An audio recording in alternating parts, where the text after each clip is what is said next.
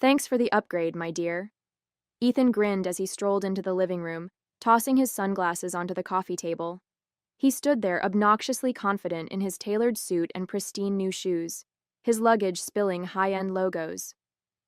First class to Europe, luxury hotels, this is the kind of life I've been missing, Sarah. I couldn't help it. I burst out laughing. What's so funny? He snapped, frowning.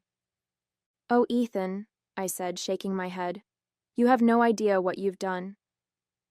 My name is Sarah, and I'm 34 years old.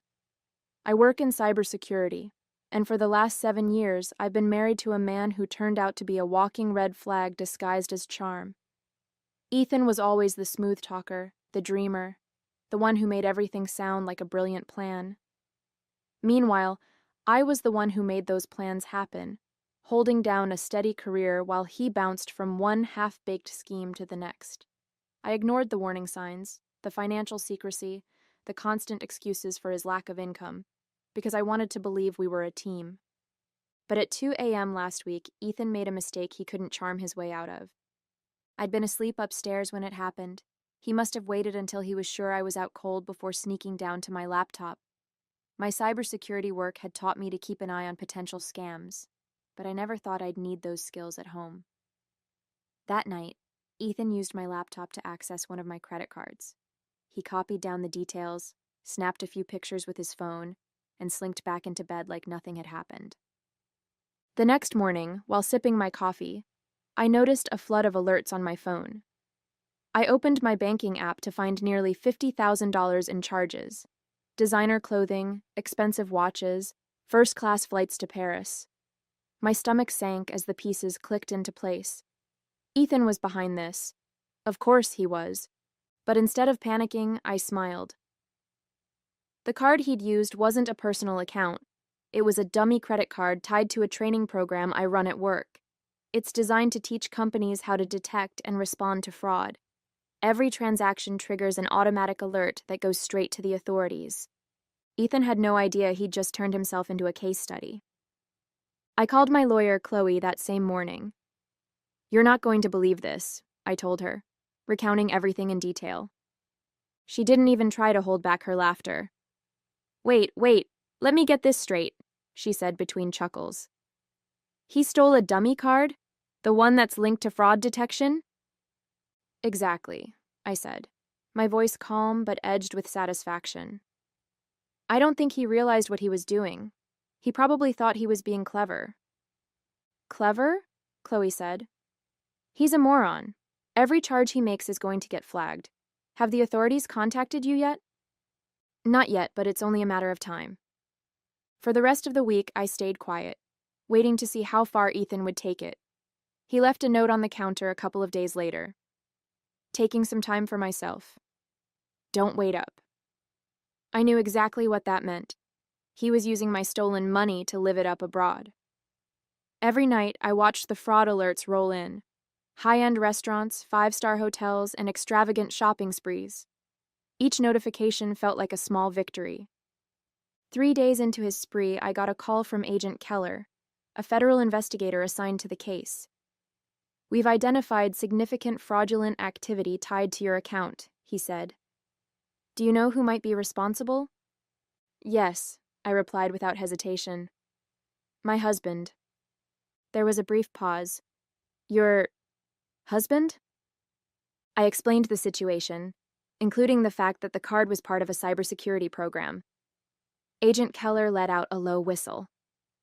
That's a new one, he said. You'll need to provide a formal statement, but based on what we've already flagged, he's in serious trouble. By the time Ethan walked back through the door, his ego inflated from a week of indulgence, I was ready. He sauntered into the living room like nothing had happened, wearing the spoils of his stolen spree. Thanks for the upgrade, he said with a cocky grin. You really outdid yourself this time. I couldn't stop the laughter that bubbled out of me. Ethan frowned, clearly expecting me to be furious. What's so funny? He asked, his voice sharp. Oh, Ethan, I said, shaking my head. You're about to find out. Ethan dropped his designer duffel bag onto the floor with a smug thud. Seriously, though, Sarah, he said, shrugging off his tailored jacket and draping it over the back of the couch. "You should have told me about that card ages ago. Imagine how much fun we could have had." I leaned against the kitchen counter, arms crossed. "And how exactly did you think this was going to end?" He smirked, kicking off his shoes. "You're always so uptight about money. It's not like you couldn't afford it. I figured you'd get over it once you saw how happy it made me." His sheer audacity would have been infuriating if it weren't so pathetic. I bit back a laugh, knowing that every second he spent bragging was another nail in his coffin. "So, the watches, the flights, the hotels, you thought all of that was just a gift from me?" "Not thought," he said, pointing at himself. "Knew. It's about time you loosened up." I smiled, a tight-lipped expression that told him nothing. "I'll bet." Once Ethan disappeared into the shower, humming some obnoxious tune, I picked up my phone and texted Chloe. "He's back. Ready to move forward." Her reply was immediate. "Perfect. I'll alert Agent Keller." Over the past week, Chloe and Agent Keller had been preparing the case against Ethan. His every move had been tracked, every charge meticulously logged. From the designer clothing boutiques to the luxury hotels in Paris, his indulgence painted a picture of someone who thought they were untouchable. Ethan had no idea how deep he'd dug his own grave. Agent Keller had assured me that the fraud alerts from the dummy account had already triggered a full investigation. "We'll bring him in for questioning once you're ready," he'd said during our last call. "But I'd recommend letting him walk into it on his own. The more confident he is, the better." Now, as I listened to Ethan's off-key singing echo from the bathroom, I felt an almost surreal sense of calm. For years, I'd let him take advantage of my trust, my kindness, my stability. But this time, he was about to face the consequences of underestimating me. After Ethan emerged, wrapped in a plush towel and grinning like he didn't have a care in the world, he flopped onto the couch. "You should have seen Paris," he said, reaching into his bag to pull out a shiny gold watch. "The shops, the restaurants, it was like a dream." "Sounds incredible," I said, leaning against the doorway. "Tell me more." He launched into a detailed account of his week-long spree, complete with exaggerated hand gestures and unnecessary details about the champagne quality at some rooftop bar. Every word felt like an indictment, a confession he didn't even realize he was making. He had no idea I was recording the entire conversation on my phone, the file ready to be forwarded to Agent Keller. "And the best part?" Ethan said, holding up the watch to admire it. "Nobody suspected a thing. Not even you." The next morning, Chloe and I met over coffee to finalize the timeline. "He's got no defense," she said, scrolling through the evidence we'd compiled. "The fraud alerts, the charges, his conversation from last night, it's airtight. Agent Keller is ready to bring him in for questioning. They're coordinating with the local police to execute the arrest." I nodded, the weight of everything finally starting to settle in. "What happens after that?" "He'll face multiple charges, including fraud, identity theft, and unauthorized use of a financial account," Chloe explained. "Given the amount of money involved, it won't be a slap on the wrist. Best case scenario for him? He cuts a deal and avoids jail time. Worst case? He's looking at years behind bars." A part of me wanted to feel sorry for him.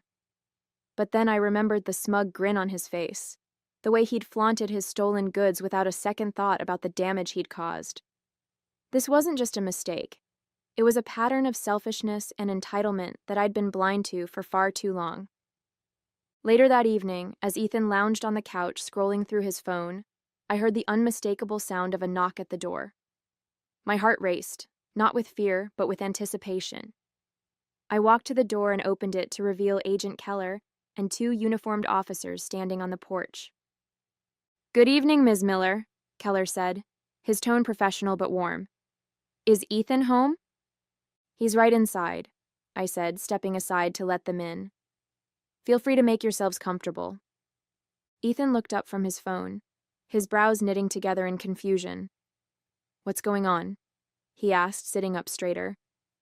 Agent Keller approached him with a calm authority that made the room feel smaller.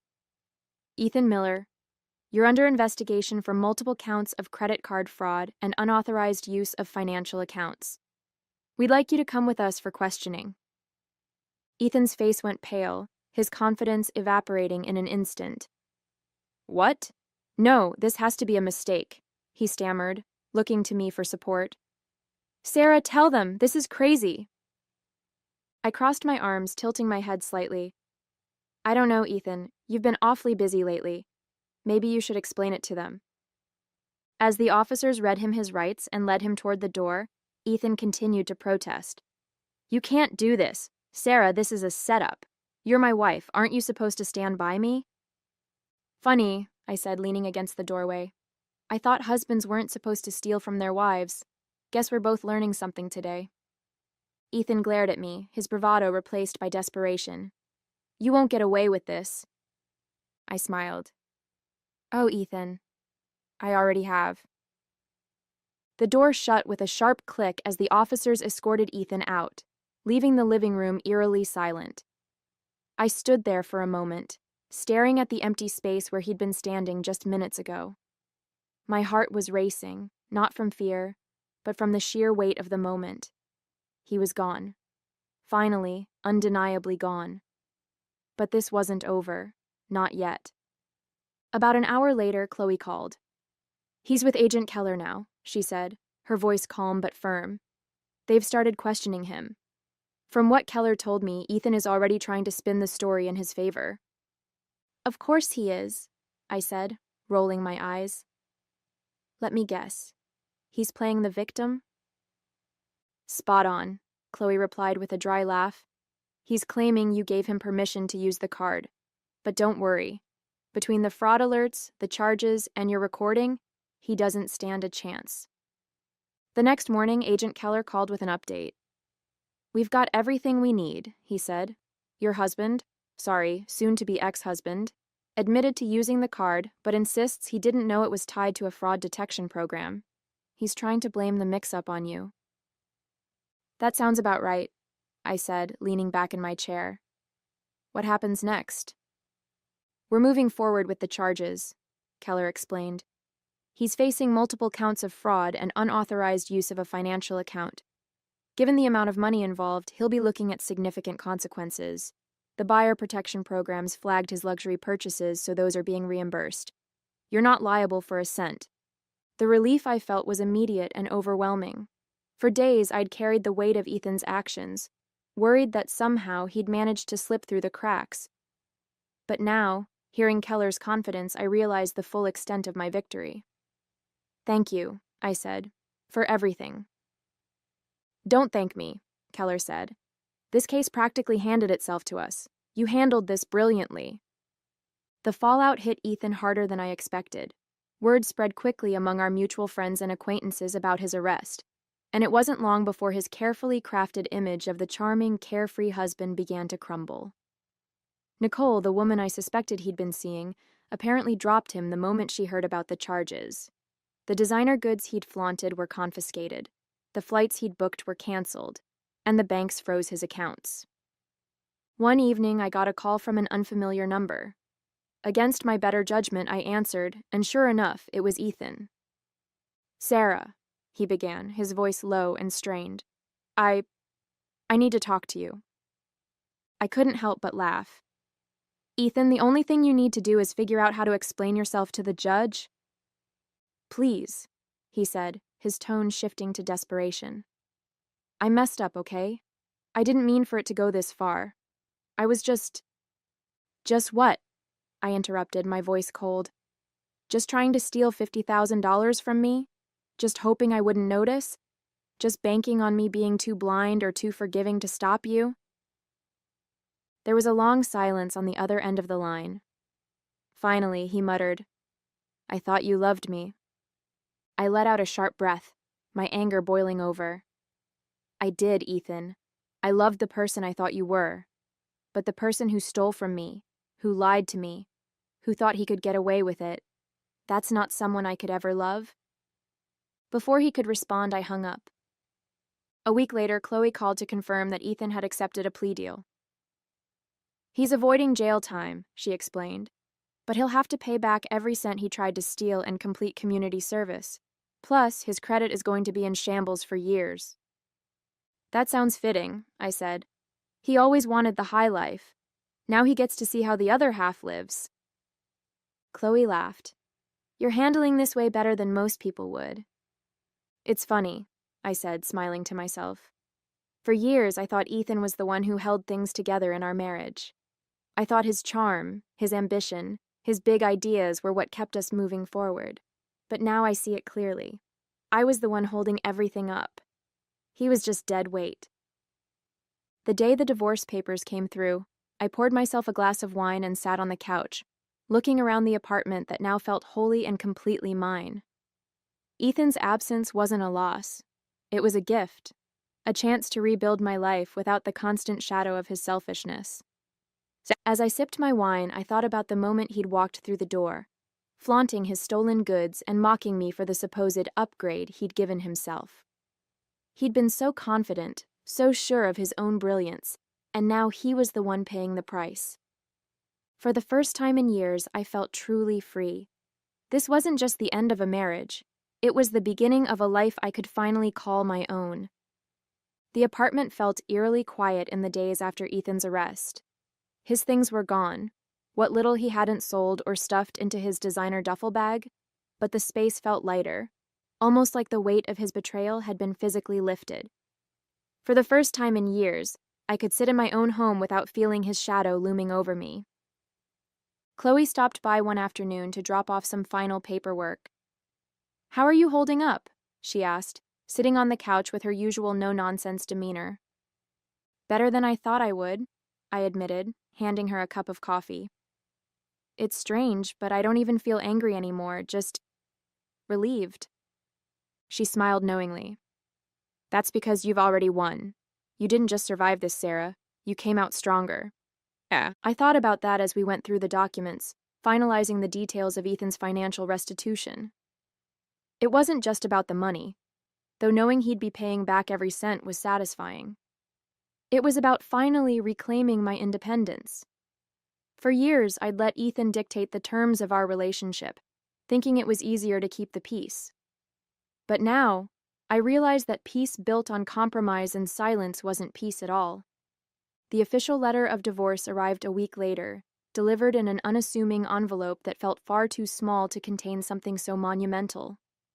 I held it for a moment, letting the weight of it sink in, before tearing it open.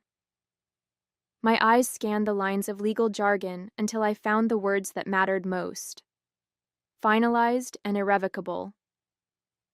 I sat down at the kitchen table, the letter in my hands, and allowed myself a rare moment of reflection. This wasn't the life I'd imagined when I married Ethan. I'd pictured stability, partnership, and a future built on mutual trust. But now, as I looked around the home I'd rebuilt for myself, I realized I had something better. Freedom, clarity, and the knowledge that I was stronger than I'd ever given myself credit for. Lauren came over that evening with a bottle of wine and a carton of my favorite takeout. "To new beginnings," she said, raising her glass, "and to the absolute dumpster fire you just walked away from." I laughed, clinking my glass against hers. "To never settling for less than I deserve." Over the next few weeks, I started to piece together what my new life would look like. I redecorated the apartment, adding splashes of color and personal touches that felt like me. I finally took the solo vacation I'd been dreaming about for years, exploring the coast and soaking in the kind of peace that only comes from leaving everything behind for a little while.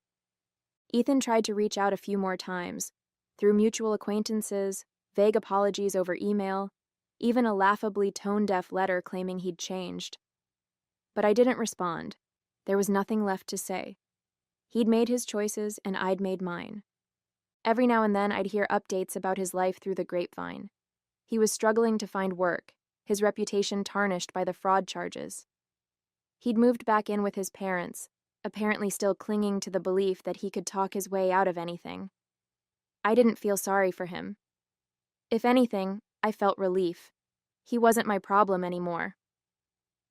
A month after everything had been finalized, I stood by the window of my apartment, sipping my morning coffee and watching the city come to life below. The sunlight poured into the living room, highlighting the fresh coat of paint I'd picked out, my favorite shade of blue. The space no longer felt like a battleground. It felt like home. It was peaceful, mine, and filled with possibilities. I thought about the journey that had brought me here. For years, I'd believed in the promise of marriage, in the idea of building a life with Ethan. I'd ignored the little voice inside me that whispered something was off, that warned me his charm was a mask for selfishness. But now, I understood something important. Walking away wasn't failure. It was strength. Lauren and I met for brunch that weekend, a new ritual we'd started since Ethan's exit. Over mimosas and waffles, she asked, "So, what's next for you?" I smiled, feeling a mix of excitement and calm that had eluded me for so long. Honestly, I'm just focusing on myself for now. Work's going great, and I've been thinking about taking a longer vacation, maybe somewhere quiet, near the mountains. She raised her glass. "That's what I like to hear. You deserve it." For the first time in years, I felt like I was making decisions purely for me. No compromises, no second guessing, just the freedom to live on my own terms.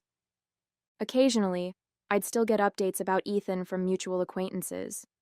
He was struggling to rebuild his life, moving from one low-paying job to the next, while trying to pay back the money he owed. The designer suits and luxury trips were long gone, replaced by a harsh reality he wasn't prepared for. I didn't dwell on it. He'd made his choices, and I'd made mine. The last time I heard from him was through an email, a long, rambling apology that seemed more self-pitying than sincere. I read the first few lines before deleting it without a reply. I didn't need closure from him. I'd already found it in myself. One evening, I sat on the balcony with a glass of wine, reflecting on everything I'd been through. The betrayal, the heartbreak, the fight to reclaim what was mine. It had all led to this moment. And while it hadn't been easy, it had been worth it. I no longer felt angry or bitter about what had happened. If anything, I felt grateful. Ethan's betrayal had forced me to confront my own strength, to stop compromising and start prioritizing myself. I'd learned to trust my instincts, to value my independence, and to never again let someone else take the reins of my life. As the city lights flickered in the distance, I raised my glass to the night sky. "Here's to me," I said quietly. "Here's to starting over." And with that, I closed the chapter on Ethan for good, ready to embrace whatever came next.